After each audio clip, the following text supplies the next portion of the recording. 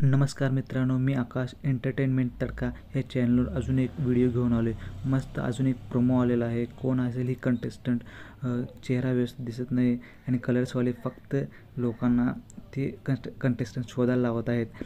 कोण असेल ही कंटेस्टंट? ही एक सिंगर आहे का, रॅपर आहे का?